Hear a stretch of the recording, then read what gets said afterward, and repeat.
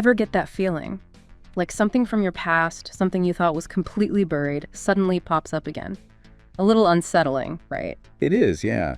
I think it plays on that very basic fear we all have, that the past isn't really over and done with, that it can come back to haunt us. And that's exactly the kind of territory we're exploring today. A figure from Mulder's past, someone he believed was gone forever, makes a sudden and very unexpected reappearance. And you've given me some fascinating stuff to work with here. This case starts with a seemingly simple jewelry store robbery and then spirals out into something really strange. There's some pretty unsettling science involved. Right. It all revolves around John Barnett, a criminal from Mulder's very first days at the FBI. Your sources paint a really bizarre picture. Let's start with the original episode, Young at Heart, and then unpack all those intriguing behind-the-scenes details you found. Great plan. I'm always up for a deep dive into the X-Files. Okay, so picture this. It's 1989. We're in the infirmary of the Tashmoo Federal Correctional Facility. Pretty sterile, quiet environment, until a scream breaks the silence. Oh, that's never a good sign in a prison, is it? Definitely not. An inmate, Joe Crandall, hears the scream and comes to investigate. What he sees is pretty disturbing. No. What is it? The prison doctor, a Dr. Ridley, is amputating the hand of another inmate, John Barnett. Whoa. Okay, hold on. Why?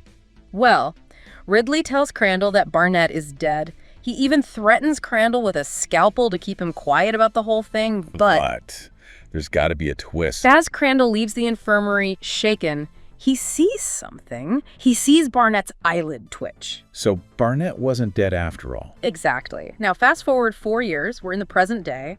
A jewelry store gets robbed. Yeah. Pretty standard stuff, right? Seems like it. What's so unusual about this one? The robbers leave a note.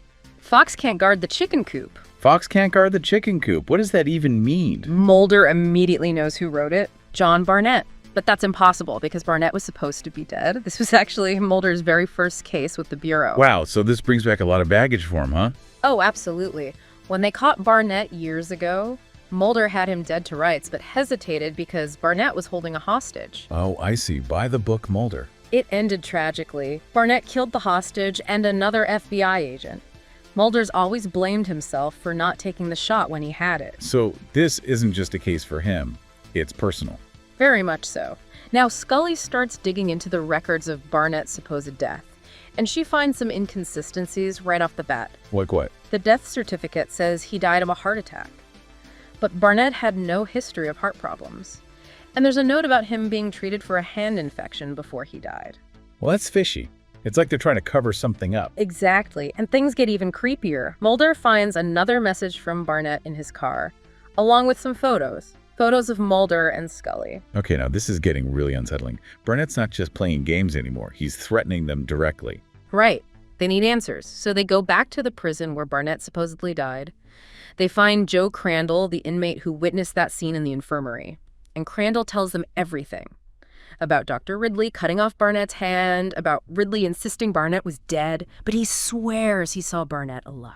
So we've got an eyewitness who backs up the idea that Barnett's alive, but how?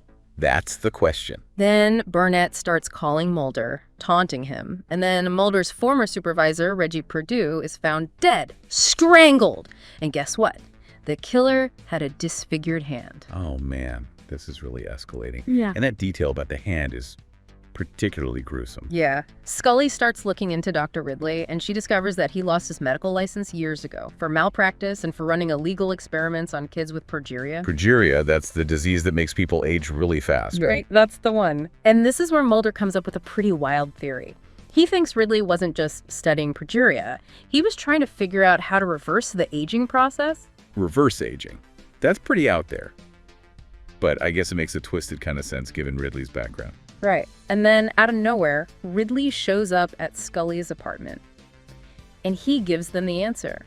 He says he used salamander cells to not only regenerate Barnett's hand, but also to reverse his aging. Salamander cells. That sounds like something out of a science fiction movie. It does, but your sources say it's actually based on real science. Salamanders have these amazing regenerative abilities. Huh. So it's not as far-fetched as it seems then. Yeah. But still, a pretty creepy application of that science. For sure. And then we get confirmation from Deep Throat, that shadowy government informant.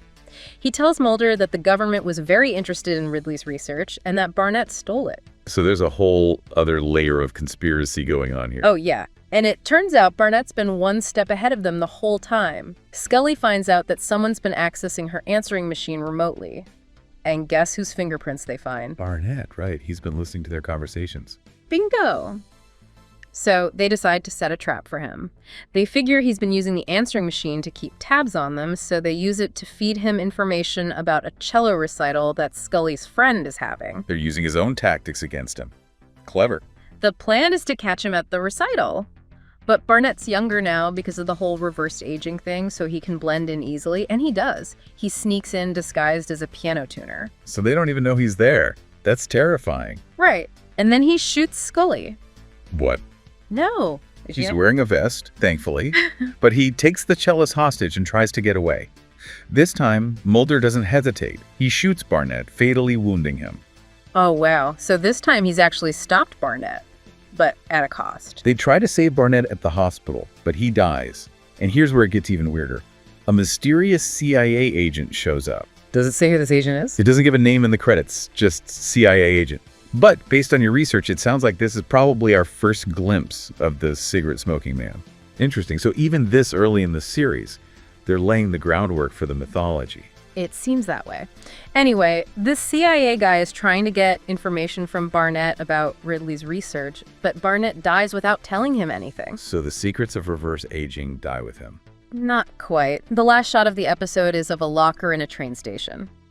The implication is that Ridley's research is still out there, somewhere. Man, that's creepy. It leaves you with a real sense of unease, like this isn't over. Exactly, which is a perfect segue into the behind-the-scenes stuff. I always find this part fascinating. It's like peeking behind the curtain to see how the magic is made. Me too. I love those little glimpses into the creative process. Well, this one started with a freelance writer, a friend of Chris Carter. He wrote the initial script, and then Chris Carter rewrote it, adding the whole salamander hand element. That makes sense. That detail was so central to the whole episode. It's a great example of how a seemingly small change can have a huge impact on the story. Right. And apparently they originally wanted Barnett to look even weirder, more reptilian almost. But they decided to tone it down. Probably a good call. Yeah. It keeps the focus on the science rather than making it a straight-up monster movie. Yeah, I think so. There was also some back and forth with the network about that scene where Barnett strangles Reggie Perdue. They had to cut it short because it was too intense. The joys of network censorship. Yeah. Always pushing back on the good stuff. Right. But here's a heartwarming bit. The production team got in touch with the Progeria Society and a young girl named Courtney Arciaga who actually had progeria. They invited her and her family to the set during filming. It turns out they were fans of the show. Wow, that's really cool. That must have been a special experience for them. Yeah. And for the crew, I imagine. Absolutely. Oh, and the director, Michael Lange, he was really into trying new things visually. Like that scene during the standoff, he used a really low camera angle to make it more intense. Yeah, I remember that shot. It was really effective. Made you feel off balance, like something was wrong. Exactly. And here's a little trivia for the diehard fans. William B. Davis, who we all know as the cigarette smoking man, actually makes his second appearance in this episode. Really? I didn't realize that. Yeah, he's just credited as CIA agent here, though. Fascinating. You can really see the seeds of his iconic character being planted here. And get this, Reggie Perdue, the guy Barnett kills, he's actually mentioned in later seasons. It's like a little callback connecting this standalone episode to the larger mythology. Oh, I love those little details. It shows how much thought they put into the overall continuity of the show. And this might be the only time we see assistant director Skinner smoking. They drop that habit later on, probably to make them less like the cigarette smoking man. Yeah, that makes sense. One more cool thing about the production. Remember that scene where Barnett's typing messages to Mulder, but we don't see him? They actually did that with a real typewriter that they rigged up to operate remotely. No way. That's awesome. I thought it was some early CGI trickery. Nope. Good old-fashioned practical effects. And there's even a little nod to the Silence of the Lambs in this episode. The scenes with Dr. Ridley in prison are very reminiscent of Hannibal Lecter and Clarice Starling. Oh, yeah. I see it now. That's a clever touch. It is. You know, this is actually one of the few X-Files episodes that doesn't have any overt paranormal elements. The whole threat is rooted in science, albeit really messed up science. It's an interesting observation. It shows the versatility of the show, that it can scare you with real-world possibilities as well as supernatural ones. And of course, we're left with that lingering question of what happened to Ridley's research. That final shot of the locker suggests that it's still out there, waiting to be found. It's a great ending, really. Keeps you thinking long after the episode's over. So in this deep dive, we've explored the return of John Barnett, a figure tied to both Mulder's past and to some truly disturbing scientific advancements. We've seen the potential for reversed aging, the government's shadowy interest in it, and ultimately the mystery of what happened to that research. And we've also gotten a peek behind the curtain, so to speak, seeing how the episode was made, all the creative choices and happy accidents that went into it. Exactly. You were looking for a comprehensive understanding of Young at Heart, and I think we've covered it all, from the plot details to the production trivia. Absolutely.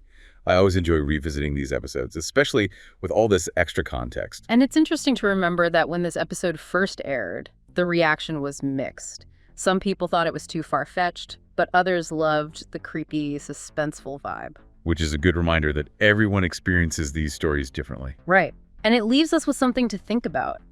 Even when we think we've put the past behind us, are there forces out there, maybe even scientific ones, that can bring it back to haunt us? And what secrets are still hidden, waiting to be discovered, that might change the world as we know it?